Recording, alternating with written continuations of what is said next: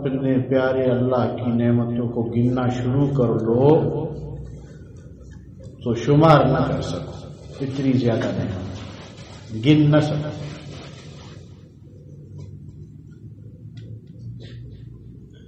اور واقعتاً یہی بات ہے۔ اب میں اور آپ اگر غور کریں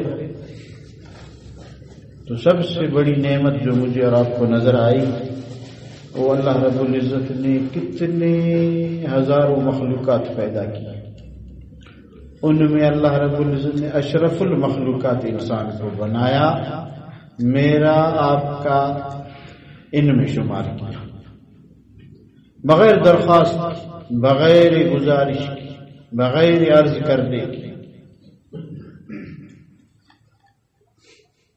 کبھی سوچتا ہوں کہ اگر اللہ گدھا بناتے تو قادر بوجھ بھی اٹھاتے، ڈنڈے بھی کھاتے اور منہ سے شکایت بھی نہیں کر سکتے۔ آج تک گدھے نے شکایت کی ہے کہ مجھ پہ بوجھ زیادہ ہے، گھاس کم ہے، خوراک کم ہے، کام زیادہ ہے، ڈنڈا مارتے ہو۔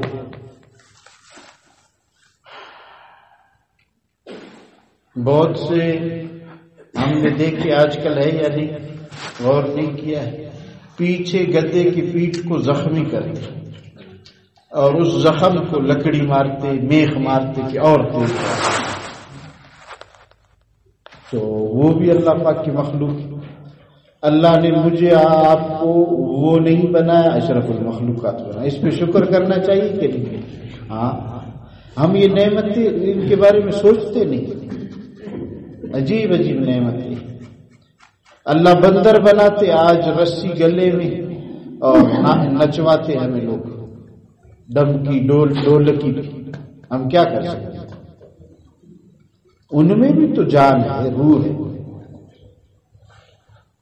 اللہ کا بڑا کرم ہوا، اللہ رب العزت نے اشرف المخلوقات، ساری مخلوقات میں چن کے جو اشرف وہ انسان بنا دیا۔ اب اگر آپ پھر غور کریں، میں اور آپ، دوسری نعمت، سب سے بڑی نعمت یہ ہوگی، دوسری نعمت پہ غور کریں، ان کا استحضار ہونا چاہیے۔ اگر آپ کسی سے محبت کرنا چاہتے ہیں، اس کی اچھائیوں کی طرف دیکھتے ہیں، یہ اصول ہے دنیا کا۔ آپ کو اپنے صاحب سے محبت ہوتی ہے تو آپ اچھائیوں کی طرف دیکھ کے اور اچھائیوں کا استحضار کر کے، اور اس نے اچھائیاں کی ہے اس وجہ سے آپ کو محبت ہے۔ کیوں؟ میرے مالک 15,000 10,000 تنخواہ ہے، اس سے زیادہ مجھے دیتا ہے، یہ اس کی اچھائی ہے۔ میں جب چھٹی مانگتا ہوں چھٹی دے دیتا ہے، یہ اس کی اچھائی ہے۔ مجھے ڈانٹ ڈپٹ نہیں کرتا، یہ اس کی اچھائی ہے۔ میرا بچہ بیمار ہو، تنخواہ کے بغیر میری مدد کرتا ہے، یہ اس کی اچھائی ہے۔ اس وجہ سے اس صاحب سے محبت، اس مالک سے محبت شروع ہو جاتی ہے۔ تو اللہ کی نعمتیں، ہمارے بزرگوں نے فرمایا، ان کا استحضار، ان کو شمار کرے، اکیلے بیٹھ کے ان نعمتوں کو سامنے رکھے، اللہ سے محبت ہو جائے گی۔ ہاں، یہ ایک چابی بتا دی ہمیں، یہ ایک طریقہ بتا دیا ہمیں۔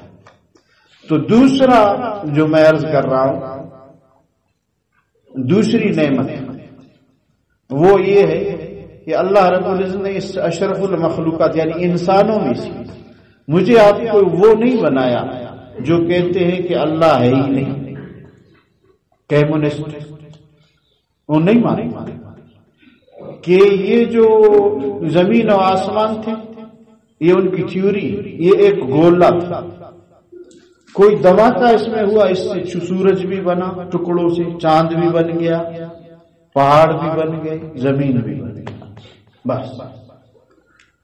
اور بہت سے یہ کہتے ہیں کہ ہم اشرف المخلوقات نہیں، ہم اصل میں، یہ ان کافروں کی میں ذہنیت بتا رہا ہوں، وہ کہہ رہے ہم اصل میں بندر تھے، اور پھر آہستہ آہستہ مرور زمان، وقت کے گزرنے کے ساتھ ساتھ دم آہستہ آہستہ ختم ہوتی رہی۔ یہ ان کی تھیوری، اللہ جس کی عقل کو چھین لے۔ اللہ پاک فرماتے آپ اشرف المخلوقات ہیں، اور کہتے نہیں ہم بندر کے بچے ہیں، واقعتاً وہ بندر کے بچے، ہم انہیں کہتے ہم آدم کے بچے، آپ اگر بندر کے ہو مبارک ہو آپ۔ خیر، تو عرض یہ ہے کہ دوسری نعمت اللہ نے مجھ پہ اور آپ پہ کی کہ مجھے اور آپ کو دہریہ نہیں بنایا، مجھے اور آپ کو پکا مسلمان بنایا، مجھے اور آپ کو یہودی نہیں بنایا۔ وہ کہتے ہیں عزیر ابن اللہ، عزیر علیہ السلام اللہ کے نبی، وہ اللہ کے نبی نہیں ہے، وہ اللہ کے بیٹے ہیں۔ آپ کو یہ عقیدہ اللہ نے نہیں دیا، اس پہ شکر کرتے ہو؟ نہیں۔ لم یلد ولم یولد، اللہ پاک نہ کسی کو جنا ہے نہ کسی نے اس کو جنا ہے، اللہ نے یہ عقیدہ آپ اور مجھے اللہ نے عیسائی نہیں بنایا۔ عیسیٰ کہتے ہیں عیسیٰ ابن اللہ، عیسیٰ جو ہے نا وہ اللہ کا بیٹا ہے، ہم کہتے اللہ بیٹوں سے پاک ہے۔ تو لہذا اللہ پاک نے ان سارے لوگوں میں چن چن کے مجھے اور آپ کو امت محمدیہ میں پیدا کیا۔ اچھا، امت محمدیہ اس کی شان بہت بڑی ہے۔ انبیاء کرام نے اس امت کی شان جب سنی تو اللہ رب العزت سے عرض کیا اللہ یہ امت مجھے دے دی۔ عجیب امت ہے کہ ہم وہ صدقہ ذبح کرتے ہیں کسی ٹیلے پہ رکھتے ہیں، آگ اوپر سے آئے اس کو ختم کرے تو قبول ہے، ختم نہ کرے تو قبول نہیں۔ اور یہ امت عجیب ہے، ذبح بھی کرے، کھائے بھی خود اور صدقہ ہوگا۔ ہمارے لیے ایک مختص جگہ ہے وہاں عبادت کرنی ہے، اس کے علاوہ عبادت قبول نہیں۔ اور یہ عجیب امت ہے، ساری زمین اس کے لیے عبادت گاہ ہے، جہاز میں جائے نماز کا وقت عبادت، ریل میں عبادت، بحری جہاز میں عبادت۔ تو یہ ایسی امت ہے، اللہ ہمیں دے دے۔ یہ ایسی امت ہے، فرمایا تمہارے کپڑے ناپاک ہو تو اس ناپاکی والی جگہ کو کاٹ اور پھینک، بس وہ پاک نہیں۔ اس امت کے کپڑے ناپاک ہو دو لیا پاک ہو جاتا ہے۔ اللہ یہ امت ہمیں دے دے، عجیب امت ہے۔ 5 نماز پڑھ لے 50 کا میں اجر دوں گا، اللہ یہ امت ہمیں دے دے۔ انبیاء نے دعا، اور یہ ایسی امت ہے یہ نیکی کا ارادہ کرے ایک نیکی لکھ دے گا، اگرچہ نہیں لکھے، اور اگر نیکی کر لے 10 نیکیاں لکھ دے گا، اور اس سے زیادہ بھی میری مرضی، 70 کروں 700 کروں اور زیادہ کروں۔ اور یہ امت برائی کا ارادہ کرے، مسلم شریف میں نہیں لکھتا ہوں برائی سے، فرشتہ دوسرے کو کہتے ابھی تک نہیں لکھنا، اس نے کیا نہیں، کر لے تو بس 1 لکھو 10 نہ لکھو۔ ادھر 2 رکعت پڑھ لی تو 700 درجے بلند، ایک صدقہ دے دیا روپیہ 10 روپے کے برابر، 700 کے برابر، اس سے زیادہ۔ اور یہاں ایک زنا کیا 1 زنا لکھو، بس زیادہ نہ۔ تو اس پہ ہم شکر کریں نہ کریں؟ انبیاء نے کہا اللہ یہ امت مجھے، فرمایا اس امت کی ایک اور عجیب شان ہے، کش کہ ہم یہ اپنی شان سمجھتے ہیں۔ کہا کہ یہ نبی تو نہیں ہوں گے لیکن نبوت والا کام کریں گے۔ پرانی امتوں میں یہ بات نہیں، بس اپنے حد تک محدود، خود اسلام لا، خود مسلمان بنو، خود عبادت کرو۔ یہ امت اس طرح نہیں، یہ نبیوں والا کام کرے گا، خود بھی نیکی کرے گا، اوروں کو بھی نیکی کی طرف بلائے گا، خود بھی برائی سے بچے گا، اوروں کو بھی منع کرے گا۔ تو انبیاء نے کہا اللہ یہ ہمیں دے دو۔ اللہ رب العزت نے فرمایا یہ میرے پیارے محبوب کی امت ہے صلی اللہ علیہ وسلم، یہ میں کسی کو نہیں دیتا۔ ایک روایت ہے کہ حضرت عیسیٰ علیہ السلام کی دعا قبول ہو گئی کہ وہ اس امت میں تشریف لائی۔ ہمارا عقیدہ ہے اہل سنت والجماعت، کہ قرب قیامت میں حضرت عیسیٰ علیہ السلام تشریف لائیں گے۔ عیسائیوں کا عقیدہ ہے کہ عیسیٰ علیہ السلام کو یہودیوں نے پھانسی دی اور وہ سب کے گناہوں کا مداوا بن کے چلے گئے۔ ہمارا یہ عقیدہ نہیں، قرآن پاک میں واضح طور پر احادیث کہ حضرت عیسیٰ علیہ السلام کو اللہ نے آسمانوں پر اٹھایا اور قیامت کے قریب دجال کے ہلاکت کے لیے واپس لائے گے، اور اللہ پاک ان کو اتنی طاقت دیں گے کہ جہاں تک نگاہ جائے گی وہاں تک سانس جائے گی۔ جتنے دجال کے فوج ہوں گے وہ نگاہ جائے گی، سانس جائے گی، وہ سانس لگتے ہی ختم ہو جائیں گے۔ یہ ہمارا عقیدہ ہے۔ آئیں گے اسی شریعت کے تابع ہوں گے۔ تو اب اس سے مجھے یاد آ گیا یہ کرسمس ہے جو عیسائیوں کا تہوار، اس میں مبارکبادی اگر کوئی عیسائی آپ کے دوست ہو دینے کی ضرورت نہیں ہے، جائز بھی قرار نہیں دیا ہے، اس کو خیال کریں۔ آج کل تو ہم موبائل کی وجہ سے بس خراب ہو چکے ہیں، پتہ ہی نہیں چلتا مسئلہ کیسا ہے، بس چلاتے رہتے ہیں۔ تو لہٰذا میرے دوستوں خیال کریں، عیسائیوں کے تہوار میں شرکت نہ ہو۔ تو میں یہ عرض کر رہا تھا کہ اللہ پاک نے مجھے اور آپ کو امت محمدیہ میں پیدا کیا، اشرف المخلوقات کے بعد امت محمدیہ میں۔ آپ غور کر، پھر ایسے ملک میں اللہ رب العزت نے مجھے اور آپ کو پیدا کیا، اب امت محمدیہ اور ملکوں میں بھی ہے۔ اس ملک کی شان یہ ہے جس میں آپ رہ رہے ہیں کہ آپ دین کا کوئی حق شعبہ چلائیں، کوئی رکاوٹ نہیں آپ کے لیے۔ جہاد یہ امت کر رہی ہے، تبلیغ یہ امت کرتی ہے، اللہ اللہ تصوف ذکر یہ امت کرتی ہے، اور بیانات یہ امت کرتی ہے۔ کوئی حکومت کی طرف سے ہمیں آج تک کسی نے نہیں روکا کہ بیان مت کرو، اور خود نیکی یہ امت کرتی ہے، اوروں کو اس نیکی پہ لاتے ہیں۔ مدارس اس امت نے کھولی، مساجد اس امت نے کھولی۔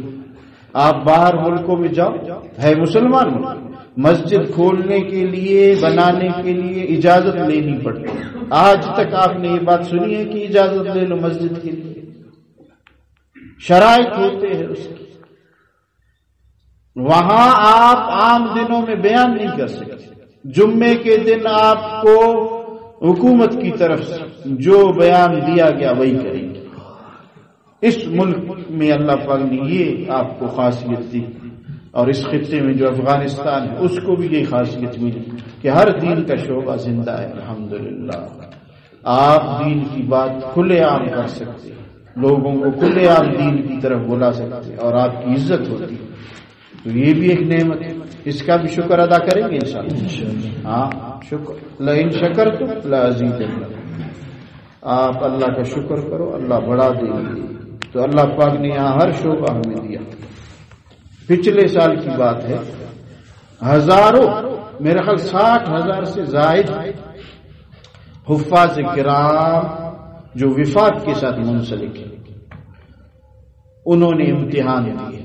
اب آپ اندازہ کرو، یہ جن کے نام لکھے ہوئے ہیں وہ 60,000 سے زائد حافظ آپ ہر سال بناتے ہیں، جو نہیں ہے ان کو ملاؤ تو لاکھ سے بھی اوپر ہو جائے گی۔ یہ ایسے ملک میں اللہ نے پیدا کیا۔ ایک بزرگ نے کہا آپ لوگ قیامت کو پھر واپس کر رہے ہو۔ ہم نے کہا فرمایا آپ حدیث پاک میں آئے کہ کوئی اللہ اللہ نہ کہنے والا کوئی نہ رہے، اللہ اللہ کہنے والا کوئی نہ رہے روئے زمین پر، پھر قیامت آئے گی۔ اور آپ سب اللہ اللہ کرواتے ہو، قرآن حفظ کرواتے ہو، اب کہاں قیامت اتنی جلدی آئے گی؟ خیر، پھر بھی خباثت کی زیادتی ہے، اللہ ہماری حفاظت فرمائے۔ ہاں، اصل میں ہم نے اپنے دیندار ماحول میں آنکھیں کھولی ہے، دیکھی ہے یہاں قریب یہ دیندار وہ دیندار، ایسے لوگ ہیں وہ کہتے ہیں کہ کاش کہ پاکستان سے یہ پگڑی ختم ہو جائے، کاش پاکستان میں ایک داڑھی والا بھی نہیں ہوتا، اور کاش کہ پاکستان میں یہ مدارس کا نام و نشان نہیں ہوتا۔ روس کا وہ زمانہ یاد کرتے ہیں کہ قرآن پاک جس گھر میں پایا جاتا اس گھر کے سب کو شہید کیا جاتا۔ چھوٹے بچے جب باہر نکلتے تو روسی فوج پوچھتے کہ آپ کے ابا اور اماں یہ ٹافی لے لو، یہ ٹکی لے لو۔ وہ کچھ پڑھ کے ایسے ایسے ہوتے ہیں، چھوٹے بچے ساتھ آئے، وہ کہتے ہاں وہ ایک چیز دیکھ کے ایسے ایسے پڑھتے ہیں، بس ادھر قرآن ہے۔ پھر کیا کرتے؟ استاد مجبور ہے، داڑھی ختم کیا ہے، درزی گیری کرتا ہے۔ آپ اپنے بیٹے کو لاتے ہو، پکے مسلمانوں آپ کو پتا یہ پرانے استاد ہیں، اپنے آپ کو چھپایا ہے ان ظالموں سے۔ یہاں درزی گیری کے بہانے سے وہ قرآن حفظ کروا رہے، بغیر قرآن دیکھے ہوئے سارا قرآن حفظ کروا رہے۔ اپنی ایڑی چوٹی کی زور لگائے، اللہ کے کلام کو مٹا نہیں سکتے۔ تو آپ شکر کرو، آزادی ہے، مزے، دینداری کرو، لوگ آپ کے ہاتھ سے بوسہ لیں گے، آپ کو اپنے پلکوں پہ بٹھائیں گے۔ یہ اللہ کی نعمت ہے، اس کی ناشکری نہ کریں۔ صحیح ہے انشاءاللہ۔ جلد 2 مسلم شریف دوسرے جلد میں یہ روایت ہے کہ دنیا کے اعتبار سے اپنے سے کم آدمی کو دیکھو، پھر شکر کرو گے، اور دین کے اعتبار سے اپنے سے زیادہ آدمی کو دیکھو کہ اس سے وہ تہجد بھی پڑھتا ہے، وہ تلاوت بھی کرتا ہے، وہ مدارس بھی چلاتا ہے، وہ نفلی روزے بھی رکھتا ہے، اشراق چاشت بھی پڑھتا ہے، اور میں یہ نہیں کرتا ہوں۔ اپنے آپ کو غیرت اور ہمت دے کہ میں اس کی طرح اس سے زیادہ کروں۔ فرمایا دین کے اعتبار سے اپنے سے اوپر والے کو دیکھو تاکہ ہمت پیدا ہو، اور دنیا کے اعتبار سے اپنے سے نیچے والے کو دیکھو۔ آپ کے پاس موٹر سائیکل ہے، اپنے سے نیچے والے کو دیکھو، اوہو اس کے پاس سائیکل ہے، شکر ہے اللہ نے موٹر سائیکل دے۔ اگر آپ نے اوپر والے کو دیکھا پھر ناشکری ہوگا، یہ بھی کوئی بات ہے، 12 سال سے موٹر سائیکل چلا رہا ہوں، اس کو دیکھو گاڑی میں، ناشکری کی باتیں آتی ہیں۔ تو دین کے اعتبار سے اپنے سے اوپر والے کو دیکھے تاکہ ہمت بڑھے، اور دنیا کے اعتبار سے اپنے سے نیچے والے کو دیکھے۔ حضرت شیخ سعدی رحمہ اللہ لکھتے ہیں اپنی کتاب میں ایک واقعہ کہ میں ایک دن جوتے نہیں تھے پاؤں، مجھے بہت پریشانی تنگ دلی ہوئی، یار جوتے بھی نہیں ہیں، یہ بھی کوئی زندگی ہے، ننگے پاؤں پھرتا ہوں۔ فرمایا جامع مسجد میں داخل ہوا، جیسے آپ جمعے کے لیے آئے، تو دیکھا ایک آدمی بیٹھا ہے، اس کے پاؤں ہی نہیں یہاں۔ میں نے کہا اللہ شکر ہے، جوتے نہیں ہیں پاؤں تو ہے، اس بیچارے کے پاؤں بھی نہیں۔ تو دین کے اعتبار سے اوپر والے کو دیکھیے کہ وہ دیندار ہے، مجھ سے زیادہ کیوں، میں کیوں اپنی قبر نہ بناؤں، اور دنیا کے اعتبار سے اپنے سے نیچے والے کو دیکھتے رہے، شکر ادا ہوگا۔ بہت سی نعمتیں میرے دوست، یقین کریں۔ اب یہ جو ہے نا، یہ آنکھ کا اوپر کا یہ ایک چمڑا، یہ پل، ایک بزرگ نے کہا ایک آدمی کا ایکسیڈنٹ ہوا، اس کی یہ پل قدرت خدا کی، یہ کوئی چیز لگ گیا، یہ اوپر والا گوشت ختم ہو گیا، آنکھ ظاہر۔ اب اس آنکھ کے لیے پردہ ختم ہو چکا ہے، تھوڑی دیر کے بعد اس پہ گرد آ جاتا ہے، یہ گرد و غبار، کیونکہ اس کا کام یہ ہے کہ یہ گرد روکتا ہے اور اس کو تر رکھتا ہے، تو گرد اس پہ جم جاتا، پھر دھو لیتا، تھوڑی دیر کے بعد پھر دھو لیتا، چند منٹ کے بعد پھر دھو لیتا۔ کہا کہ اب پھر آنکھ خراب ہونے لگ گئی، یہ پانی تو الگ ہے، وہ اندر والا پانی الگ ہے۔ اسی طرح آپ اپنے ہر بال کا امتحان لے کے یہ کس لیے، اب یہ ہونٹ نہ ہو کس طرح ہم عیبدار لگے۔ اللہ پاک ہم نے دیکھی اینک پہنا تھا، اس میں ہماری دعوت کی، اور یہاں مسالے کی ناک، ربڑ، وہ اینک اتارتا، اینک کے ساتھ وہ ناک بھی اتر جاتا، اور یہاں سے بالکل یہ نہیں تھا۔ میں نے کہا یہاں کیا ہوا؟ کہتے وہ کالدانہ سالدانہ جس کو کہتے اس نے ختم کیا اس کو۔ تو آپ اپنی نعمت کے شمار کرو کتنے زیادہ۔ مجھے یاد ہے ایک ہمارے دوست نے کہا کہ